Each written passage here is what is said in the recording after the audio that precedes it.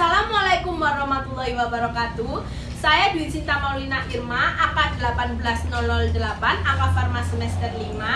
Di sini saya akan mewawancarai 5 narasumber dari yang ada di sekitar saya mengenai berita COVID-19 itu adalah konspirasi. Mulai dari mengapa hal tersebut terjadi, salah atau benar berita tersebut, hukuman yang pantas untuk menyebar hoax atau berita konspirasi itu, dan satu lagi bagaimana solusi menurut 5 narasumber kita.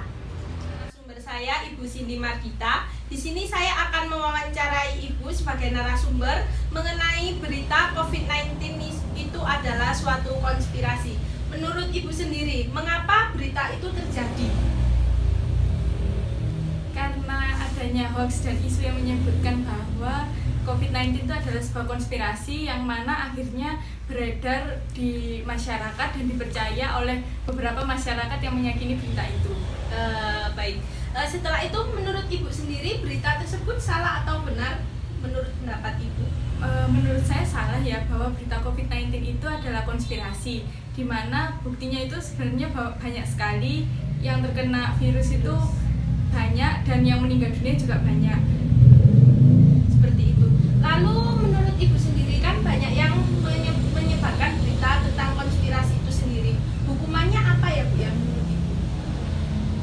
Hukumannya bahwa yang menyebarkan atau yang memberitakan suatu kabar yang tidak benar itu akan mendapatkan hukuman penjara atau biasanya ditangkap atau dipidanakan sesuai dengan undang-undang yang berlaku, karena banyak yang menyebabkan keresahan pada warga itu sendiri. Oh iya, jadi warga banyak yang resah ya. Menurut pendapat Ibu lagi nih, bagaimana solusi untuk agar berita tersebut itu tidak simpang siur gitu? Alangkah baiknya apabila mendengar berita yang tidak sesuai itu harus ditelisik lagi bagaimana sumbernya, lalu diketahui bagaimana kebenarannya dari sumber-sumber yang terpercaya atau riset yang sudah diberitakan atau disebarluaskan itu, tapi sebelumnya dilihat dulu kebenarannya benar atau salah itu atau gitu ya. Baik Ibu, sekian wawancara. Saya ucapkan terima kasih. Baik, kita lanjutkan wawancara kedua dengan narasumber kita yang kedua, Ibu Indra. Kan sebagian ini sudah ada berita COVID-19 adalah sebuah konspirasi. Menurut Ibu Indra sendiri, mengapa kejadian itu terjadi? Karena ada sebagian orang yang percaya dan tidak percaya adanya wabah ini. Baik, berarti ada yang sebagian pro dan kontra ya Ibu. Menurut Ibu sendiri, berita itu sebenarnya bahwa menunjukkan konspirasi itu benar atau salah? Menurut saya, berita COVID adalah konspirasi, itu adalah hoax, karena sudah banyak kejadian yang sudah terinfeksi. Selanjutnya, apa hukuman yang tepat menurut Ibu tentang penyebar berita hoax itu sendiri? Menurut saya, hukuman yang paling tegas yaitu ditindak pidana, karena itu suatu kebohongan pada masyarakat yang sangat menjadikan semua masyarakat resah. Gitu ya. Lalu bagaimana solusi dari Ibu sendiri? Menurut Ibu bagaimana agar penyebaran berita hoax ini berhenti? Masyarakat harus pintar menggunakan internet dan memilah-milah berita mana yang benar, mana yang tidak. Baik, terima kasih Ibu. Sekian dulu wawancara dari saya. Ya, kita lanjutkan wawancara ketiga dengan narasumber kita yang ketiga, yaitu Ibu Sunarti. Belakangan ini kan ada berita COVID-19 itu adalah sebuah konspirasi. Menurut Ibu, mengapa hal itu terjadi?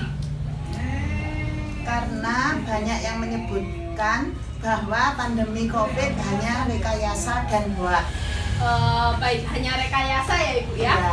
Menurut Ibu lagi, berita itu sebenarnya itu salah atau benar? Menurut saya salah, bahwa berita COVID itu adalah konspirasi. Jika dikonspirasi tidak akan ada orang yang meninggal terinfeksi virus ini. Tetapi buktinya sangat banyak yang meninggal dunia. Ya, jadi berita itu kenyataannya itu menyebabkan banyak korban jiwa ya Ibu ya. Lantas hukumannya itu apa Ibu untuk penyebar hoax atau berita yang belum tentu ada benarnya atau salahnya itu? bagi yang menyebarkan berita hoak lebih baik dikenakan denda sesuai pelanggaran yang dilanggar agar memiliki efek jera. Ya, berarti agar orang itu memiliki rasa bosan telah menyebarkan terus-menerus berita hoaks itu ya Ibu. Iya. Lalu bagaimana solusi Ibu? Menurut Ibu agar berita ini tidak menyebar luas berita hoaks itu? Teknologi sudah sangat maju dan internet juga mudah dijangkau. Lebih baik kita dapat menyaring berita yang kita dapat dan dibaca. Oh, seperti itu berarti kita harus benar-benar memilah mana yang salah dan mana yang benar ya.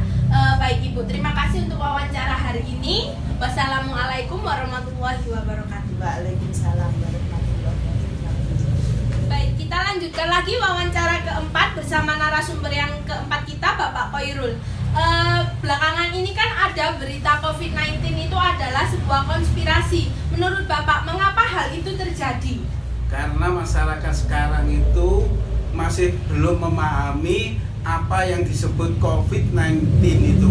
Jadi COVID-19 harus dijelaskan apa artinya.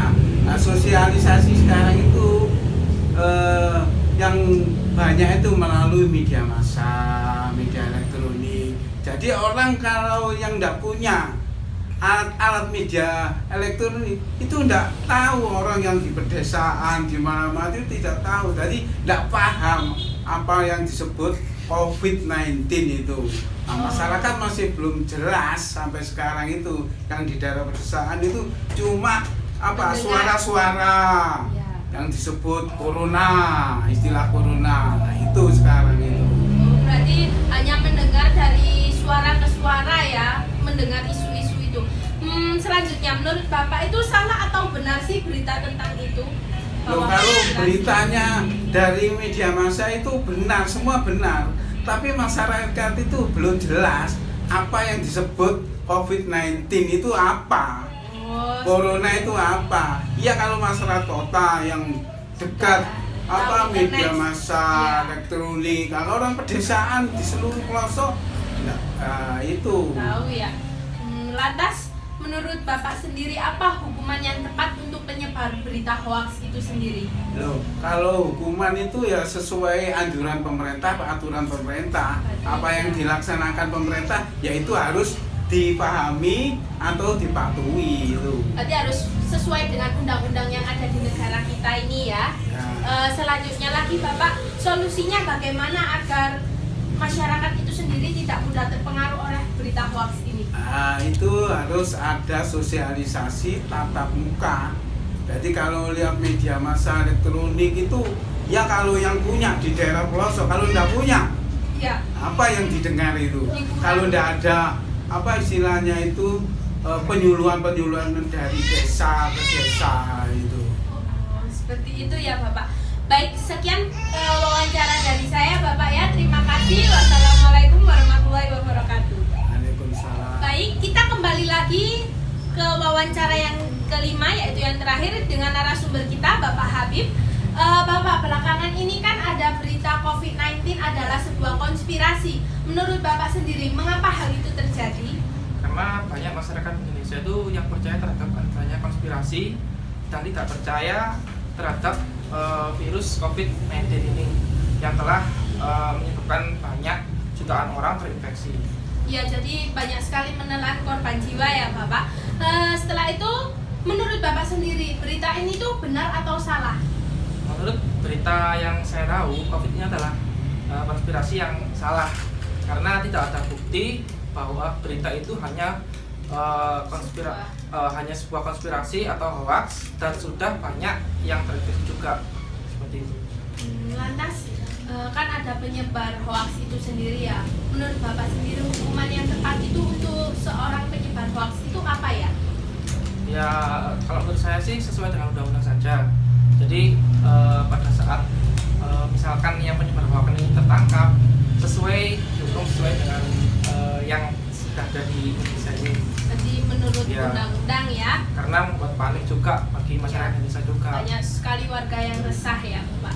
Lantas solusinya? Cuma satu ya, masyarakatnya ya mungkin jangan mudah percaya berita-berita yang sudah tersebar seperti itu, kemudian difilter atau disaring berita yang memang sudah jelas, misalkan dari media yang terpercaya. Kalau misalkan cuman banyak berita yang misalkan di website tapi websitenya itu tidak benar, berarti kan memang salah gitu loh. Iya, benar. Artinya kan cuman membuat panik saja gitu. Oke. Bapak, terima kasih. Sekian wawancara dari saya. Wassalamualaikum warahmatullahi wabarakatuh. Waalaikumsalam. Assalamualaikum warahmatullahi wabarakatuh. Di sini saya akan menganalisa untuk video wawancara tentang berita COVID-19 adalah konspirasi dari 5 narasumber kita tadi. Oke. Yang pertama, dari hasil wawancara tersebut ada 5 narasumber yang memberikan pendapatnya mengenai berita COVID-19 adalah konspirasi. Hal ini terjadi karena adanya berita yang belum tentu benar, hoax, atau isu yang menyebutkan bahwa pandemi COVID-19 ini adalah konspirasi dan akhirnya beredar dan dipercaya oleh segelintir masyarakat. Kemudian masyarakat juga menganggap berita COVID-19 adalah konspirasi salah karena buktinya banyak sekali orang yang terkena atau terinfeksi virus ini sampai banyak yang meninggal dunia. Dan hukuman untuk penyebar berita konspirasi yang tidak benar atau hoax, lebih baik orang tersebut dikenakan sanksi denda atau segera ditangkap dan dipidanakan sesuai dengan undang-undang yang telah berlaku. Karena banyak meresahkan warga, juga berita simpang siur dan menjadikan warga semakin rendah kepeduliannya tentang protokol kesehatan yang berakibat banyak sekali yang melanggar protokol kesehatan. Selanjutnya, solusi untuk masalah ini lebih baik jika mendengar dan mendapatkan kabar yang belum diketahui kebenarannya jangan disebarluaskan karena dapat dikenakan hukuman juga bagi yang menyebarkan, dan kita harus lebih pintar lagi memilih dan memilah berita yang belum benar kebenarannya. Terima kasih, sekian wawancara dan kesimpulan dari wawancara saya. Wassalamualaikum warahmatullahi wabarakatuh.